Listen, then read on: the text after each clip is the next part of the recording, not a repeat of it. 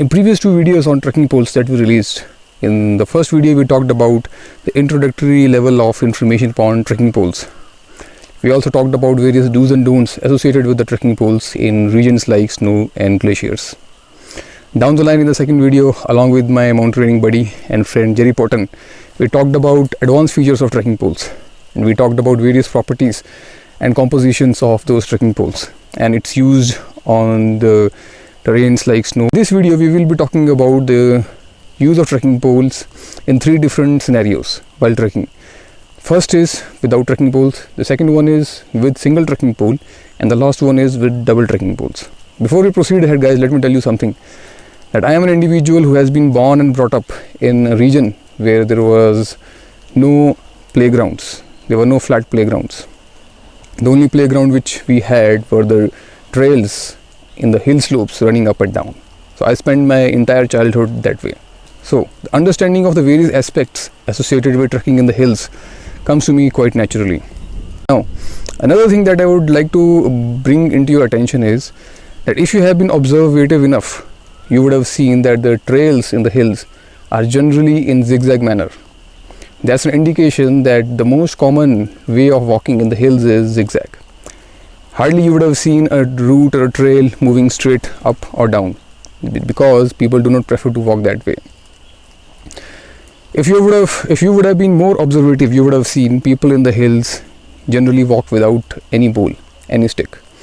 It's only the elderly people, those who have been carrying sticks, and that too just one stick, especially when they walk and especially when they have been carrying something on their back.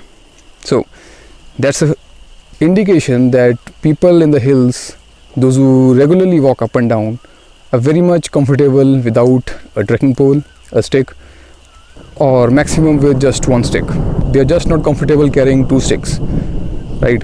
Alright, now before we proceed ahead, I would like to break down my understanding of use and the no use of trekking pole, single trekking pole or double trekking pole.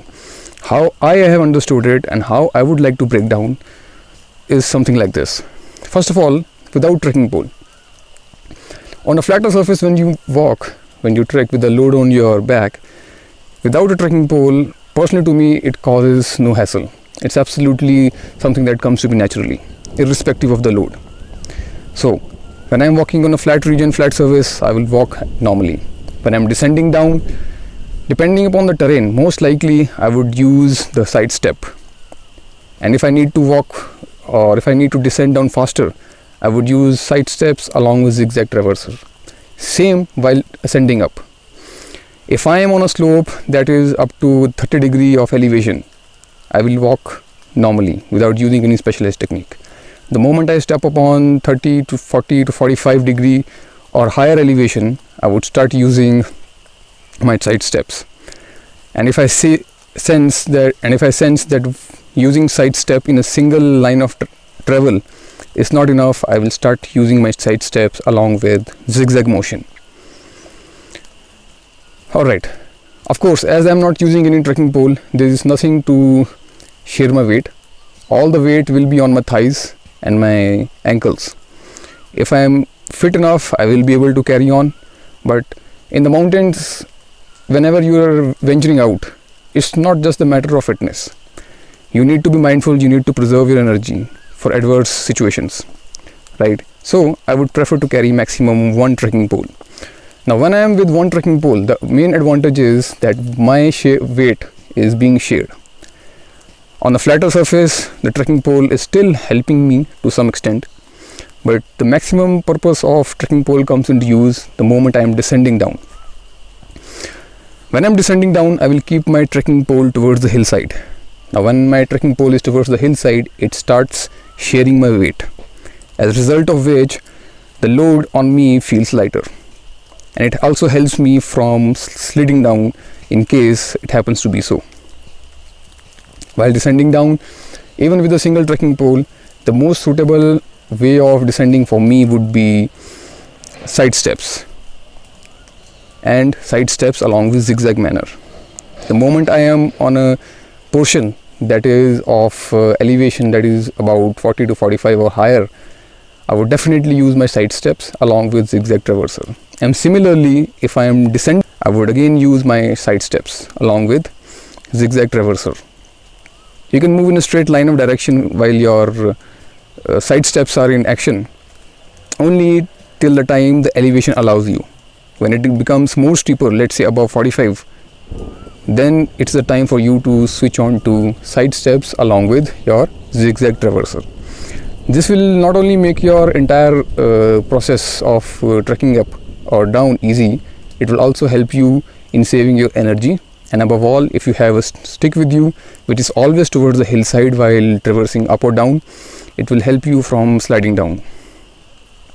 Alright, coming over to the two trekking poles. Personally, I am not comfortable using two trekking poles, but it's always an individual to decide why he or she is comfortable and not comfortable. I will share you my understanding further. On a flatter region, when I am with two trekking poles, first of all, for me personally, two trekking poles are serving no major purpose. Instead, my hands are unnecessarily occupied and my mind is unnecessarily diverted in handling those two trekking poles. The moment I start descending down, if I am using trekking pole, the only trekking pole which is towards the hillside is into use, while the trekking pole which is towards the valley side is of no much use. It is of minimum use to me. I would rather like to get rid of it. Similarly, when I'm ascending up, when I come to a section where I need to use my side steps, when I come to a elevation that does not allows me to walk comfortably in my normal fashion, I would start switching over to side step. Now, ascending further higher on a more steeper section above 45 degree, let's say, I would use my side steps along with zigzag traversal. Now, if I'm using my double sticks, only the stick that is toward the hillside is in contact with the ground, and this is the particular stick that is providing me support. The other stick is just dangling around and occupying my hand unnecessarily. Even if it is serving some purpose, it is, to my understanding, minimum, maybe 1 or 2%. Instead of concentrating my attention in handling that particular stick, I would like to keep my one hand free so that my balance is maintained further properly. Alright, now while you're hopping over the rocks, especially while crossing a river stream, I would always like to do the same empty hand or maximum with one stick. For me personally, empty hand is more comfortable because when my hands are empty, I can maintain my balance further. Whereas if my hands are occupied with one stick or two sticks, the balance maintenance becomes a bit difficult for me. That's how I would like to get rid of the trekking poles on tricky sections, like hopping on the rocks while crossing the river stream.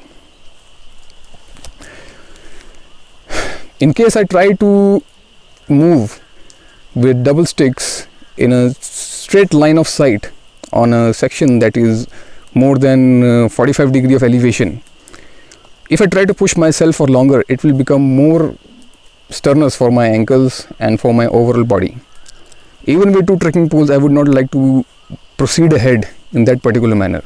For me, the most easy, the most convenient, energy saving and a safe way of ascending and descending on a steeper section is side step along with the zigzag traversal.